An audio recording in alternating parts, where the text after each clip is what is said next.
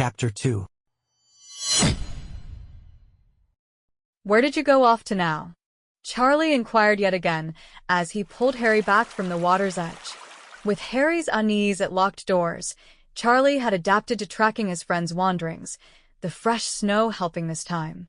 Ensuring Harry was wrapped snugly in a blanket and the car heater was warming the cab, Charlie drove them back.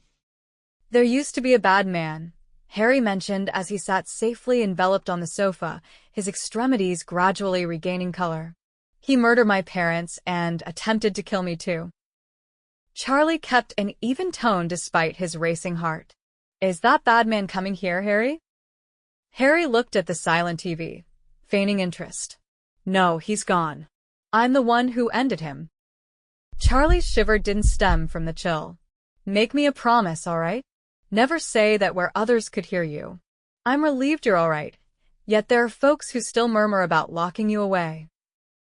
Harry's eyes, like those of a startled deer, met Charlie's. "Do you think I'm a threat?" Charlie pondered. True, Harry's attempts to piece together memories sometimes led to episodes, but not harm. Watching furniture hover had been startling at first, though Charlie sensed Harry was extraordinary. "I only believe someone wounded you deeply, Harry, and I'm here to protect you." Harry leaned against him, his breath warm against Charlie's neck. Charlie wrapped an arm around him, telling himself it was just part of his duty. During his initial visit to Billy Black, Charlie experienced a sense of void, akin to an echo of something lost. My godfather's name was Sirius, Harry recollected, a melancholy of a presence faded. He occasionally transformed into a dog. Billy's eyes shone with an understanding, as though he, too, felt the forest's enchantment. "There's an old tale among our people," Billy began, and Harry set aside his hazy reflections, allowing the tale to envelop him like the river's current. "Don't let Billy scare you with his old yarns." Charlie chuckled as Harry dripped river water over them in good fun. "Next one's yours to look after," Billy jested, setting aside their meager catch. On another day, Harry followed Jacob to climb the best trees, sticky pines and ivory sycamores. When Jacob requested a story, Harry recounted a brave youth vanquishing a basilisk, wielding just a sword, a phoenix, and a brave heart. The imagery seemed inherent, as though the memories had found life in the surroundings. He told of Serpent's malice, and how facing one's demise offered clarity about absent possibilities. Harry realized the world was filled with sages and fools alike, and in the grand game, one should strive for transcendence. "He's never been so talkative," Charlie murmured, observing Harry and Jacob from the porch where he and Billy sat drying their muddy boots.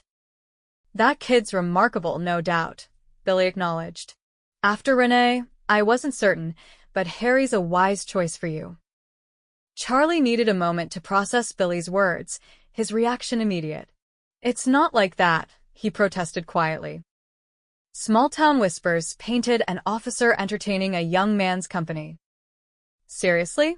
Do people actually think that? You better not be spinning tales, Billy Black." Billy shrugged. "People have eyes. I say let them gossip. You've got a good thing."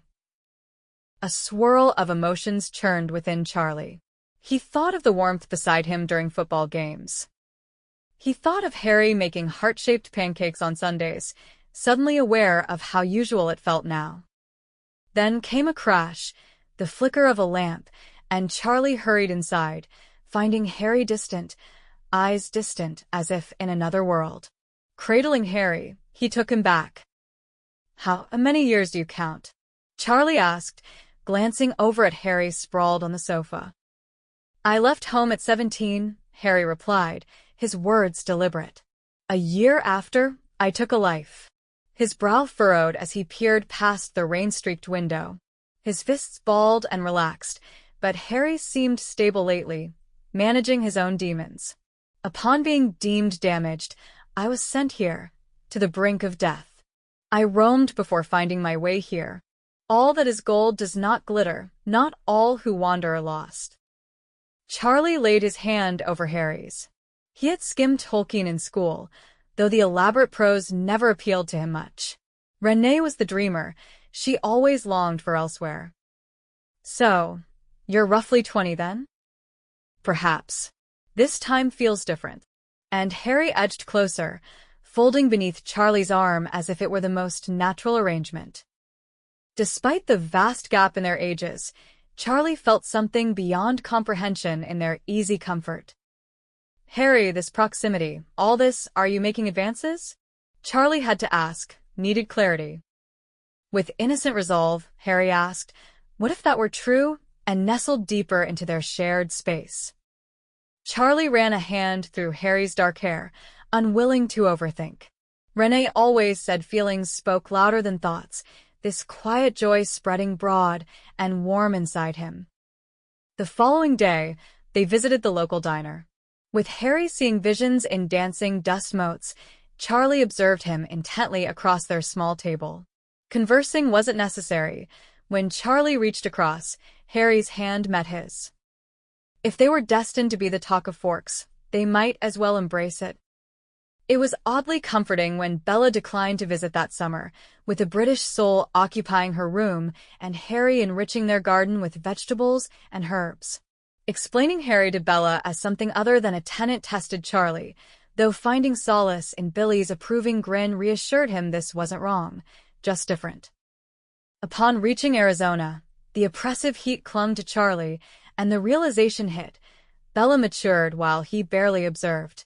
Feeling like a parental letdown, Charlie yearned for home more than ever. You can use my bed, Charlie had said before his departure. Harry, though rarely finding true rest, found serenity in Charlie's scent.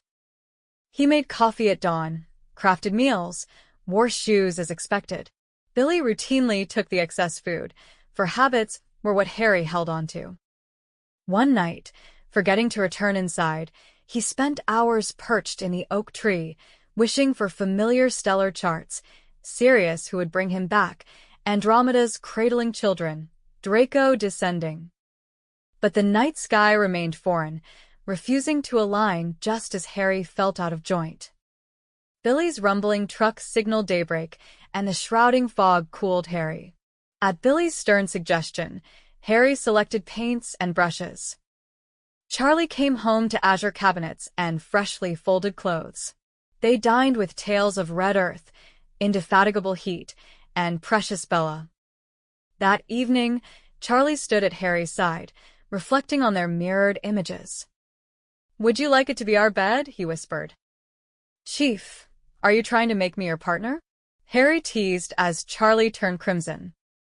"That wasn't what I meant." "I know." Harry understood Charlie would never push boundaries. Still, he occasionally wondered if his yearning extended to claiming what felt safe and familiar. Awake most of the night on their respective sides, they found themselves entwined at dawn.